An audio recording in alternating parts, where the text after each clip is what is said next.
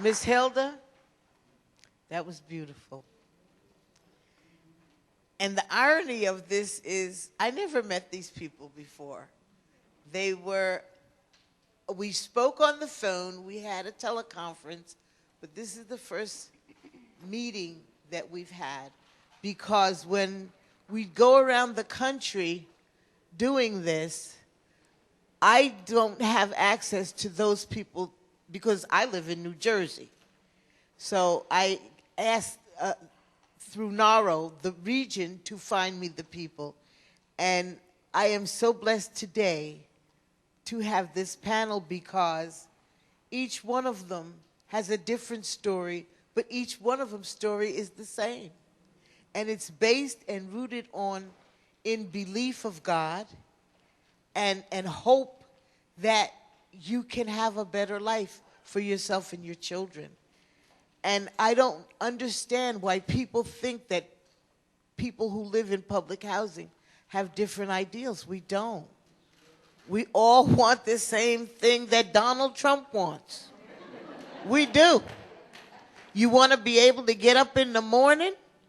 You want to be able to know you're going to get up tomorrow? You want to be able to raise your children. You want to be able to be happy. I never did understand people that go to bed pissed off and wake up pissed off. I just never understood that. And when I opened this, I told you I was very lucky to get sick. Remember me saying that? Because that's a humbling situation. I too have lupus. That was the start. And it was supposed to be a death sentence. And I know many who have passed on from lupus cause there is no cure. I was 29 years old with 3 children, and my doctor told me I wouldn't live to be 35. And I'm 67. And I let God know, don't even think about it, because I ain't coming up there. Because if you bring me up there, I'm going to make you miserable. You know that. I'm a pain in the butt. You know it. So let me just stay down here, and I promise to do your work. And this is part of me doing God's work, because these stories need to be told so that we can let the rest of our country know that we matter, that we are the same as them, and that our children also succeed, because we have that inside of us, the need to succeed and the need to grow and flourish. Are there any questions for our panels? Anyone?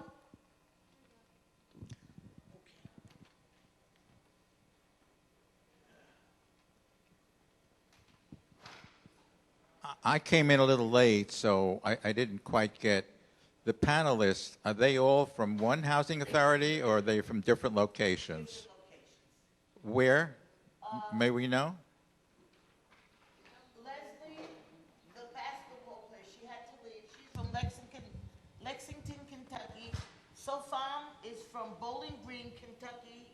Kanisha is from Louisville, Kentucky. And Miss Hilda is Bowling Green, Kentucky. So are they all like from one housing authority? No, different. Those are different cities. Oh, those are different. Each city has their own housing authority. Thank you so much. Are there any other questions? No questions, but just congratulations to each of you. I'm loud enough. No, they need to hear it on the tape. Yeah, congratulations to each and every one of you. Just the success stories that you give to all of us is amazing and inspiring.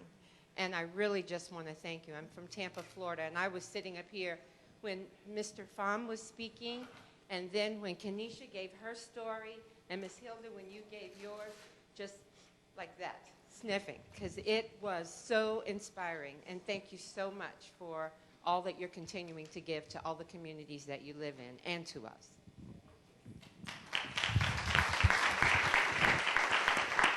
Thank you. Are there any other questions from anybody?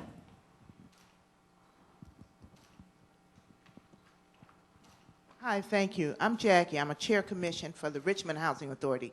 in California. And the state of California is getting ready to release thousands of inmates whose families live in public housing. And I'm just wondering for the panel, does your development work with local government, prison agencies, and others? Because they're going to come back home where they left from. Some of them will not be able to come back. But are you working on like maybe a waiver or something like that where people can reconnect in families, or where do you stand in that situation? Ma'am, that one I think you would have to direct to Mr. Williams. Now, if you were directing it to me as far as Miss Annie's clothing place, if they come from Barefoot Egypt,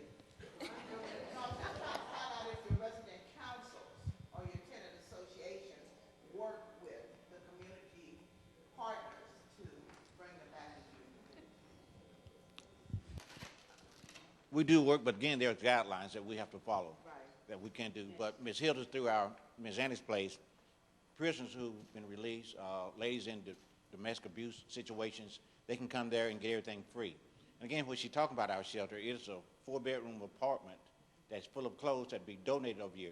We don't charge anybody for anything to go in there. So they can come in and get exactly what they want. We've been approached by a couple drug cases, but I have to be careful. Just like most all the directors, I just want to put anybody next to, because my mama, my sister, my brother, my first cousin might have to live there. So we try to help, and we are a partner. And just one other thing I'd like to say about SoFam, he talked about Vietnam, but I'd like to say that he is a U.S. citizen, him and his daughter also. They got their citizenship.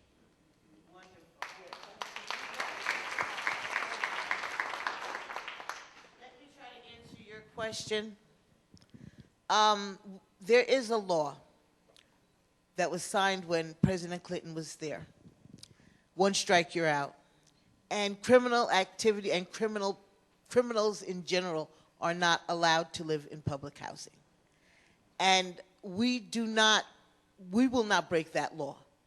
One of the things we do is give a lot of counseling, home ownership. In my town, and I have a small town, it's only 4.4 square miles. And now they say, with this last census, that we have 55,000 people. I know there's 75,000, but they're hidden in the basements. But anyway, we have a family self-sufficiency program and counselors who will walk our families through the journey to home ownership. But if you don't want home ownership, there are other avenues that they'll walk you through. And it's open to the public. We don't just do it for Perth Amboy, we do it for people from the surrounding area.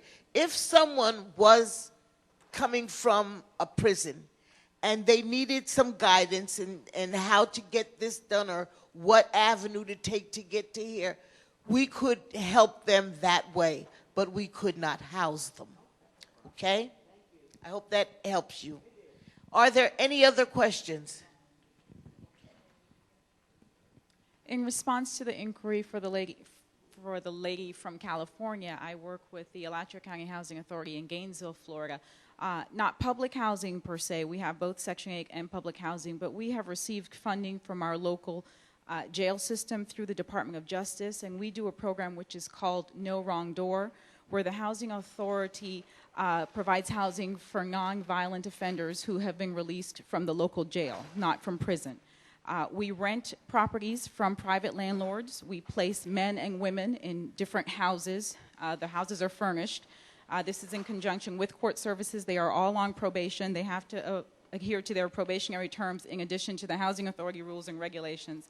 Because it's scattered sites, we have not run into that many problems. I think if more people in the community knew what we were doing, we'd probably run into problems. But as I said, it's scattered sites. And of course, the funds are valuable in the private market right now. The landlords are willing to rent to us.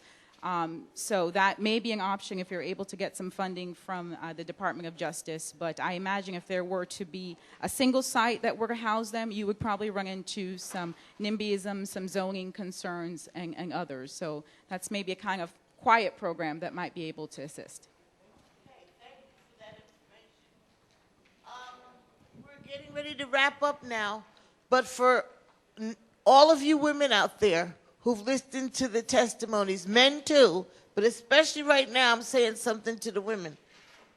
When you think it's hard, it's not as hard as you think it is, because somebody else got it worse. I can promise you that.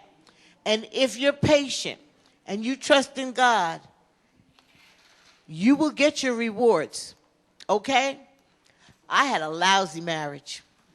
And then last year, I got the best phone call of my life. They called and told me my husband was dead. That was the best phone call I ever got. But you know what?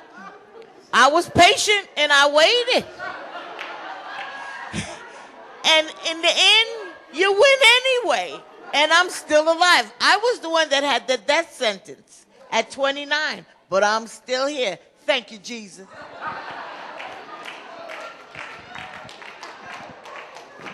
You all received evaluations at the beginning. If you could please fill them out and give them either to the woman in green or the woman in blue in the back. And thank you all for coming.